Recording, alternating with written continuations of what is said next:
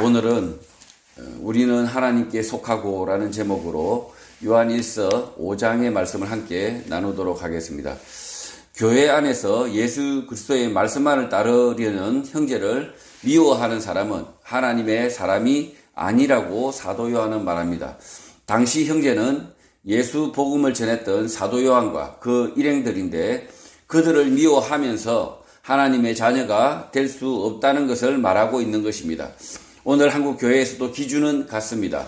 예수 그리스도의 말씀만을 따르려는 성도를 미워하고 배척하는 사람은 하나님의 사람일 수 없습니다. 하나님을 사랑하는 자는 그 형제를 사랑해야 한다고 사도 요한이 말합니다.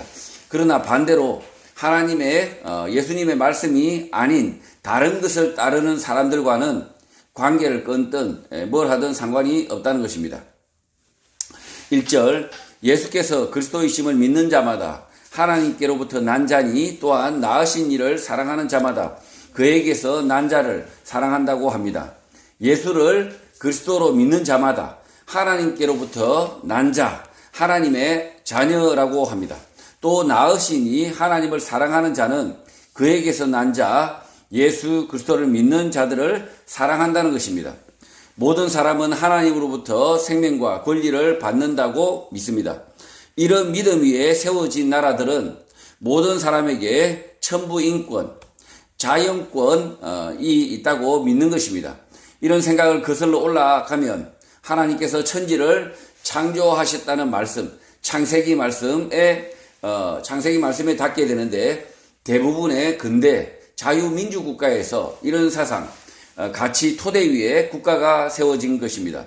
그러나 태어난 모든 사람이 하나님의 자녀가 아니라고 사도 요한이 말합니다. 예수를 그리스도로 인정하는 사람, 믿는 사람만이 하나님의 자녀라고 사도 요한이 말합니다. 사도 요한은 하나님의 자녀라면 예수 그리스도를 믿는 형제를 사랑하는 게 당연하다. 한 가족이다, 한 형제다라고 말하는 것입니다. 남의 자식, 남의 가족을 물론 사랑해야 되지만 그러나 실질적으로는 남의 자식, 남의 가족을 사랑할 수 없습니다. 사도 요한이 이렇게 말하고 있습니다. 형제를 서로 사랑하지 않는 자는 무슨 이유일까요? 그 형제를 진짜 사랑하지 않는 이유는 무슨 이유일까요? 하나님의 자녀가 아니기 때문이다. 하나님의 자녀가 아닌 사람은 누굽니까? 예수 그리스도를 믿지 않는 사람이다 라고 사도 요한이 말하고 있습니다. 그래서 진짜 자기 형제, 진짜 예수 그리스도의 말씀만을 따르려고 하는 그 형제를 사랑하지 못하고 포용하지 못하고 안지 못하는 사람은 어떤 사람이라고요? 하나님을, 예수 그리스도를 진심으로 믿는 사람이 아니고 하나님의 자녀도 아니라고 사도 요한이 분명하게 말하고 있습니다. 2절 우리가 하나님을 사랑하고 그의 계명들을 지킬 때에 이로써 우리가 하나님의 자녀를 사랑하는 줄을 안다고 합니다. 하나님의 자녀이면 믿음의 형제를 사랑해야 하는데 그 형제를 사랑하는 방법은 그 형제에게 무엇을 해주는 것이 아니라 우리가 하나님을 사랑하고 그의 계명을 지키는 것이다 라고 말하고 있는 것입니다. 반대로 하나님을 사랑하지 않고 그의 계명을 지키지 않으면 믿음의 형제를 미워하는 것입니다. 마치 이제 교회 안에 껄끄러운 사람이 있으면, 껄끄러운 형제가 있으면 그 형제를 내가 가까이 하지 못하면 형제를 사랑하지 못하는 것이다 라고 이렇게 자책을 하는데 그렇지 않다는 거죠. 오히려 뭐라고 이야기하고 있습니까? 사도 요한은 그 형제를 포용하고 그와 말이 잘 통하고 그래야 형제를 사랑하는 것이라고 말하는 것이 아니라 그 형제에게 무엇을 해줘야 되는 것이 아니라 하나님을 사랑하고 그의 계명을 지키는 것이다 라고 말하고 있다는 거죠. 자, 그래서 마치 그 형제를 무조건 친절하게 대하고 그리고 상냥하게 대하고 서로 말이 통하고 이렇게 해야만이 형제 사랑이다 라고 생각하고 있는데 전혀 아니라는 거죠. 전혀 아니다. 그 형제가 뭔가 잘못을 하고 있다면 일부러라도 그 형제에게 말이 걸어오면 피해야 될 때도 있습니다. 그 형제가 뭔가를 잘못 생각하고 있으면 자기 주장을 굽히지 않으면 외면해야 될 때도 있습니다. 자, 그런데 이 사도 요한은 이렇게 얘기하고 있다는 거죠. 그 형제에게 무엇을 해줘야 되는 것이 아니라 그 형제를 사랑하는 것은 내가 하나님을 사랑하고 그의 계명을 지키는 것. 그것이 형제 사랑이다라고 말하고 있는 것입니다. 교회 성도 간에 서로에게 친절하고 베푸는 것은 좋으나 그것보다 더 중요한 것은 각자 하나님을 사랑하고 그의 계명을 지키는 것, 그의 말씀을 따라 행동하는 것이 곧 그 형제를 사랑하는 것이라고 말하는 것입니다.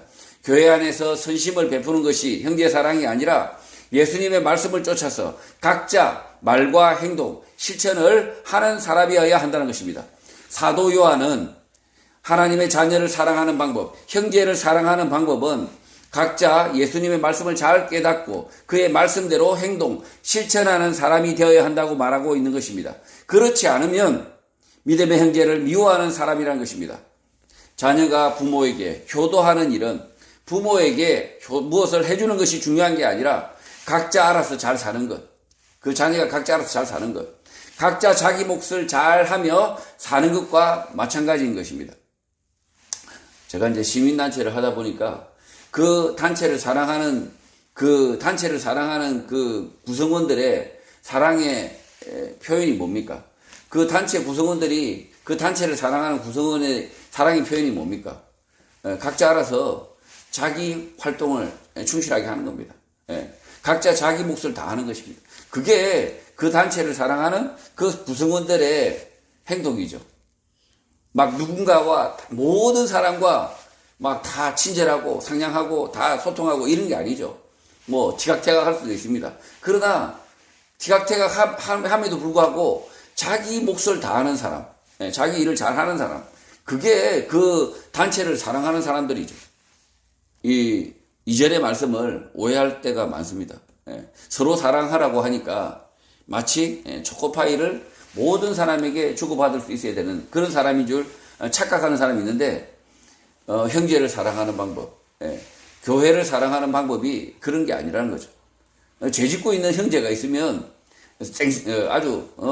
아주 그냥 냉랭하게 대해야 될 때도 있다는 거죠. 아니 그 잘못된 생각을 가지고 고집하고 있고 계속 그 일을 하고 있다면 외면해야 될 때도 있다는 거죠. 무조건 친절하고 무조건 좋은 게 좋다. 이게 하나님의 사랑이다. 교회의 사랑이다 생각하면 착각이란 거죠. 그래서 이 사도 요한이 지적하고 있습니다.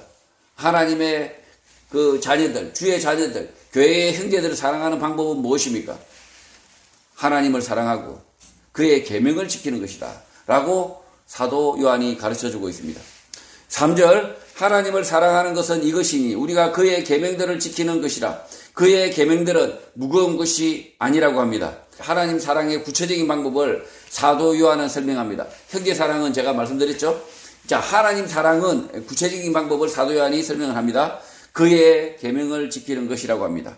그의 이 계명은 무겁지 않다, 가볍다고 말합니다. 사도 요한이 말하는 이 계명은 구약의 율법을 말하는 것이 아닙니다.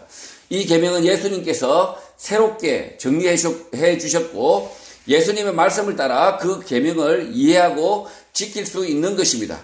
그래서 사도 요한은 하나님의 계명을 지키며 사는 것, 현실 문제에서 하나님의 명령, 계명을 이해하고 실천하는 것은 어려운 문제가 아니라는 것입니다. 계명들이 무겁지 않다, 어렵지 않다고 사도 요한은 말하고 있으나 실제 하나님의 계명, 말씀을 따르는 것이 어려운 사람들이 있습니다. 자기 욕심을 따르는 사람들입니다. 애시당초 하나님의 자녀가 된 일이 없는 사람들인 것입니다. 지금 이 모든 이 우리의 삶의 지침들이 이 성경 말씀에 있지 않다라고 생각하고 있지만 그렇지 않다는 거죠. 구약의 말씀과 예수 그리스도의 말씀, 신약의 말씀들을 놓고 보면 우리가 분명히 알 수 있다는 거죠. 상품권을 사야 될지, 코인을 사야 될지, 말아야 될지 이런 것들이 분명하게 해석이 된다는 거죠. 해석이 되는데 마치 그 각자가 해석을 해야 되는 거죠. 각자가 말씀 해석기가 돼야 되는 거죠. 내가 지금 휴지가 떨어져 있으면 이 휴지를 치워야 될지 그냥 보고 지나쳐야 될지 각자가 해석기가 돼야 된다는 거죠. 그래서 하나님의 계명을 따르는 것, 그것이 이 사도 요한이 말하고 있습니다. 어렵지 않다. 그렇게 어렵지 않다. 4절 무릇 하나님께로부터 난 자마다 세상을 이기느니라. 세상을 이기는 승리는 이것이니 우리의 믿음이라고 합니다. 하나님께로부터 난 사람들, 하나님으로부터 온 사람들은 세상의 시련이 무엇이든 견뎌낸다. 세상의 핍박으로부터 견뎌내는 것은 곧 승리다. 우리의 믿음의 승리다 라고 말하고 있는 것입니다. 이 세상을 정복한다. 이게 아니란 거죠. 승리는 견뎌내는 것이란 거죠. 이 말씀 구절을 오해하여 우리는 승리했습니다 라고 말하는 것은 이해 안 되는 말입니다. 고난 핍박을 참고 견디는 것, 믿음으로 견뎌내는 것을 승리라고 하는데 그 승리가 마냥 즐거운 승리, 성취가 아니라는 것입니다. 그러니 믿음의 승리는 죽음이거나 순교일 수 있는 것입니다. 우리는 승리했습니다 라고 해벌쭉 말하는 사람들은 이 말씀의 진짜 의미를 모르고 말하는 것입니다. 성취, 성공이 아니라 믿음으로 견뎌내는 것을 믿음의 승리, 최후의 승리로 여기는 것입니다. 믿음으로 이 어려움을 딛고 믿음대로 사는 것, 그것을 사도 요한이 뭐라고 이야기합니까? 승리다라고 이야기하고 있습니다. 최후의 승리, 예수 그리스도께서 오실 그 승리를 우리의 삶 속에서 믿음으로 이겨낼 때 우리는 그것을 승리로 보고 있다는 거죠. 5절 예수께서 하나님의 아들이심을 믿는 자가 아니면 세상을 이기는 자가 누구냐고 묻습니다. 사도 요한은 승리의 의미를 다시 한번 상기시키고 있습니다. 세상을 이기는 자는 하나님의 아들 예수 그리스도를 믿는 자만이 가능하다고 말하고 있습니다. 세상을 이기는 자가 누구냐라고 했을 때 예수 그리스도를 믿는 자, 예수 그리스도의 말씀을 아는 자, 그들이 세상을 이길 수 있다. 세상 속에서 견딜 수 있다. 세상 속에서 믿음대로 굴복하지 않고 좌절하지 않고 믿음으로 살 수 있다고 지금 말하고 있는 것입니다. 6절 이는 물과 피로 임하신 이시니 곧 예수 그리스도시라. 물로만 아니요 물과 피로 임하셨고 정은한 이는 성령이시니 성령은 진리라고 합니다. 그는 물과 피로 우리에게 오셨는데 예수 그리스도라고 말합니다. 물만이 아니라 물과 피로 오셨다는 것입니다. 물은 무엇을 뜻하고 피는 무엇을 뜻합니까? 물은 예수님께서 세례 요한을 통하여 세례를 받으신 사건을 의미하고 피는 예수님의 십자가 죽으심을 의미하는데 예수님의 성육신 공생의 전부를 말하고 있는 것입니다. 정언하시는 이는 성령이신데 성령은 진리이기 때문이라고 합니다. 여기에서 정언에 해당하는 헬라어 단어는 마르티레오, 증거를 보이다라는 뜻이고 킹제임스 영문 성경에서는 bearis, 참다, 견디다라는 뜻이고 명사로는 곰, bear를 뜻합니다. 또 진리에 해당하는 헬라어 단어는 알레티아이고 참, 사실, 거짓이 아님을 뜻합니다. 법정에서 정언하는 사람은 진실, 사실만을 말해야 하는데 진실을 말하는 것이 용기가 필요할 때가 있습니다. 세상이 약할 때 정의는 본 것 그대로 말하지 못하거나 거짓을 말할 수 있습니다. 그러나 예수 그리스도를 정언하는 정의는 사람이 아니라 성령이시다. 참이고 거짓이 아니라고 말하고 있는 것입니다. 우리가 이 대한민국 법정에서 지금 최근에 이 대장동 이 일당들의 법정에서 정인들이 하는 그 말들을 아마 들었을 겁니다. 그들은 이 대장동 그 정인들은 세상이 악하니까 본대로 말합니까? 들은 대로 말합니까? 거짓을 말할 수 있다. 그러나 성령님께서 말씀하시고 있다. 성령님께서 진리를 말하고 있다. 라고 지금 사도 요한은 말하고 있습니다. 언제부터요? 예수께서 물로 세례를 받으심과 그리고 십자가에서 피로 죽으시고 피 흘리시기까지 그 모든 과정을 누가 정언하고 있습니까? 사람이 아니라 성령께서 정언하고 계시다. 그러니 참이다. 거짓이 아니고 진실이다. 라고 지금 사도 요한이 말하고 있습니다. 7절 정언하는 이가 셋이라고 말합니다. 킹제임스 영문 성경에서는 이 셋에 대하여 길게 설명을 하고 있습니다. 하늘에서 정언하는 세 분이 계시는데 곧 아버지의 말씀과 아버지와 말씀과 성령님이시고 또 이 세 분은 하나라고 합니다. 성부, 성자, 성령에서 성자는 곧 말씀으로 번역하고 있습니다. 킹제임스 영문 성경에서 그렇게 번역하고 있다는 거죠.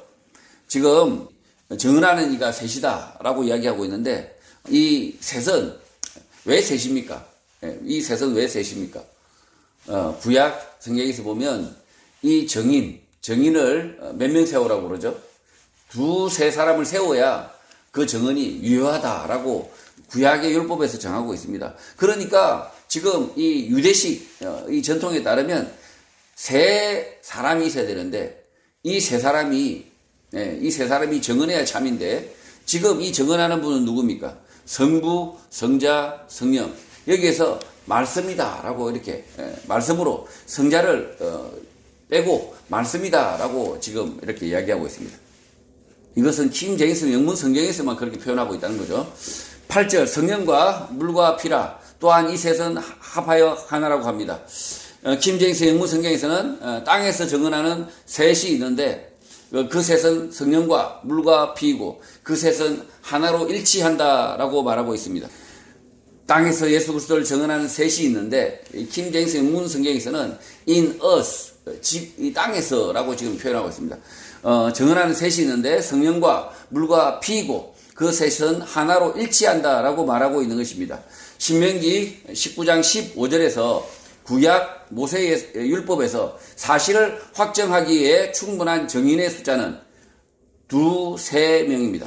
신명기 19장 15절입니다. 사람의 모든 악에 관하여 또한 모든 죄에 관하여는 한 정인만으로 정할 것이 아니요 두 정인의 입으로나 또는 세 정인의 입으로 그 사건을 확정할 것이며 사도 요한은 확실하다, 충분하다라는 의미에서 둘이 아니라 확실하게 셋을 강조하고 있는 것입니다.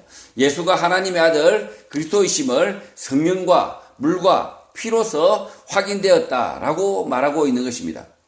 이 사도 요한이 세례 요한으로부터 예수 그리스도께서 세례를 받으실 때, 물로 세례를 받으실 때 비둘기처럼 하늘에서 음성이 들린 그 사실을 지금 말하고 있고, 그리고 이 예수 그리스도께서 십자가에 못 박히셨을 때, 피로 못 박히셨을 때 하늘이 어두워지고 그리고 성전이 휘장이 찢어지는 그 사건을 지금 사도 요한은 이렇게 말하고 있는 것입니다.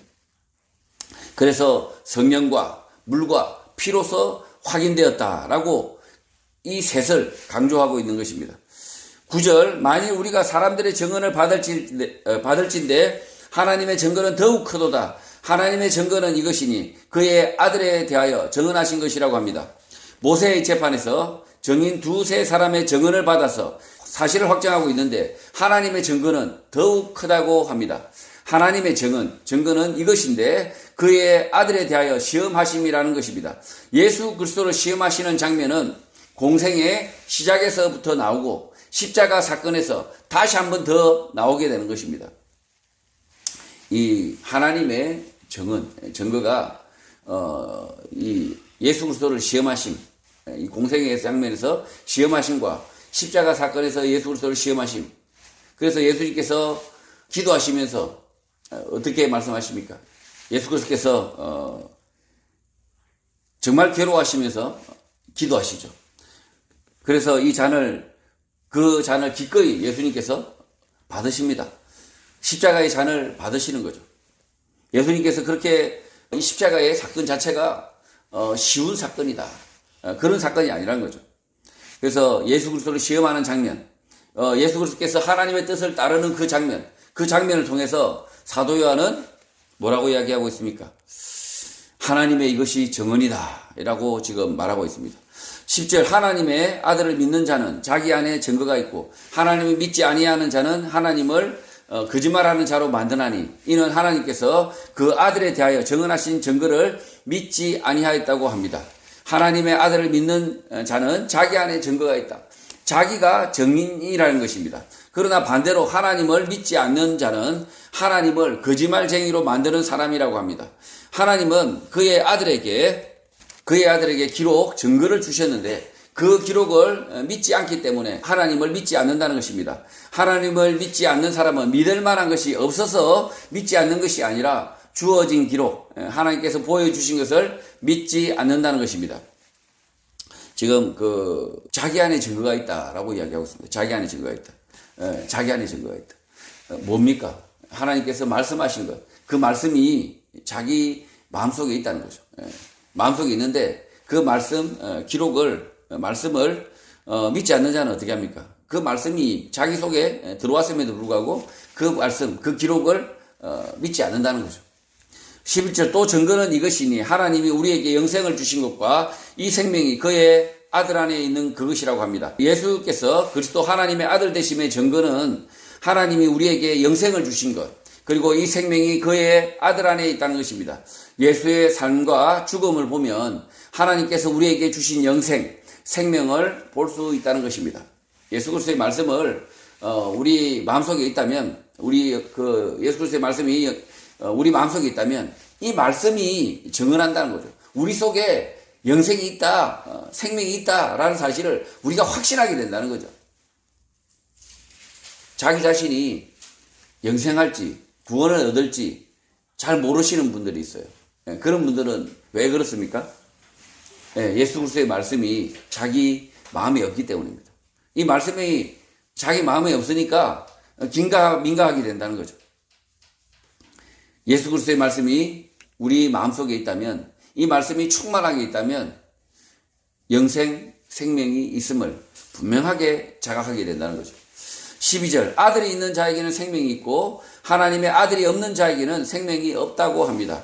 예수 그리스도의 말씀이 그의 삶 속에 있으면 생명이 있고, 예수 그리스도의 말씀이 그 삶 속에 없다면 생명이 없다. 구원을 받지 못한다는 것입니다. 내가 구원받을 사람인가, 영생 얻을 사람인가, 긴가 민가, 누군가에게 물어보고 싶다. 그러면 없는 사람이라는 거죠. 실제로는 내 속에 예수 그리스도의 말씀이 있고, 실제 어떻게 됩니까? 그리고 그 말씀이 내 마음속에만 있습니까? 그렇지 않다는 거죠. 그 말씀의 실천이 나의 삶 속에 있다는 거죠. 그 사람에게는 내가 구원받지 못할 사람인가, 구원받을 사람인가, 영생이 있나 없나 그런 걱정 따위가 없다는 거죠. 예수 그리스도 말씀, 그의 말씀대로 살아가는데 무슨 근심 걱정 따위가 있겠습니까? 13절 내가 하나님의 아들의 이름을 믿는 너희에게 이것을 쓰는 것은 너희로 하여금 너희에게 영생이 있음을 알게 하려는 것이라고 합니다. 하나님의 아들의 이름을 믿는 너희에게 사도 요한이 편지를 쓰는데 목적은 너희에게 영생이 있음을 알게 하려는 것이다 라는 것입니다. 영원한 생명, 영생을 이미 너희가 가지고 있다는 사실을 알라는 것입니다. 예수님의 말씀대로 살려는 너희는 이미 영생이 있다, 구원이 있다 라고 지금 말하고 있는 것입니다. 예수 그리스도의 말씀대로 사는 그 행동이 있는 사람, 실천이 있는 너희는 영생이 이미 있다 라고 이 사도 요한이 이 다 늙은 노년에 이제 하나님 나라의 부르심을 앞둔 이 사도 요한이 영생이 있다 라고 말하고 있는 것입니다. 14절 그를 향하여 우리가 가진 바 담대함은 이것이니 그의 뜻대로 무엇을 구하면 들으심이라고 합니다. 예수님에 대한 우리의 자신감, 담대함은 이것인데 그의 뜻을 따라 구하는 것, 요청하는 것은 들으신다는 것입니다. 아무 것이나 요청할 것이 아니라 그의 뜻을 따라 구하는 것, 요청하는 것은 들으신다는 것입니다. 이 말씀을 오해하는 사람들이 있습니다. 14절의 말씀을 오해하는 사람들이 있습니다. 그의 뜻대로 무엇을 구하면 들으신다. 이 말씀을 예수 그리스도께서 기도만 하면 다 들으신다. 성도가 기도하면 다 들어주신다. 마치 요정처럼 생각하는 기도 요정 뭡니까 이게 소원 요정 이렇게 생각하는 것. 이 말씀을 그렇게 생각하면 오해다. 심각한 오해라는 거죠. 뒤에 말씀이 있습니다. 15절 우리가 무엇이든지 구하는 바를 들으시는 줄을 안즉 우리가 그에게 구한 그것을 얻은 줄을 또한 안다고 합니다. 이 말씀 구절에 대한 오해가 있는 것 같습니다. 킹제임스 영문 성경을 보면 이 말씀 구절이 기도하면 응답 받는다는 뜻을 가지고 있지 않습니다. 킹제임스 행무 성경을 있는 그대로 번역을 하면, 그리고 만약 그가 우리의 말을 들은 것을 안다면 무엇을 구하든 우리가 그에게 원하는 청원권이 있다는 것을 알게 된다는 것입니다. 기도하면 응답받는다는 구절이 아니라 우리가 예수 그리스도께 청원할 수 있다, 청원권이 있다는 것을 알게 된다라는 뜻입니다. 이 구절을 기도하면 응답받는다는 뜻으로 오해하면 여러 사람들의 상충하는 기도는 어떻게 처리됩니까? 막 이렇게 서로 기도가 달라요. 막 상충하면 믿는 성도가 많은데 막 기도를 막 다르게 해. 그러면 이 상충하는 기도는 다 어떻게 처리됩니까? 예, 말이 되지 않는 거죠. 기도하면 응답받는다는 말과 청원권이 있다는 말의 차이는 분명합니다. 앞의 말은 예수님이 자신의 아래, 하인, 부하라는 말이고, 그러니까 기도하면 응답받는다 이야기는 뭡니까? 자신이 부하니까 예수가 그냥 시키는 대로 다 청원하면, 요청하면 다 들어주는 거죠. 예수님이 자신의 아래, 하인이라는 말이고, 뒤의 말은 청원권이 있다. 이 말은 예수님이 자신의 위에 계신 분이라는 뜻입니다. 기도하면 응답받는다라는 말은 예수님을 자신의 하인으로 부리겠다. 알라딘 요술 램프의 지니, 램프의 요정으로 부리겠다는 말이 되는 것입니다. 이 분명한 차이를 아셔야 된다는 거죠.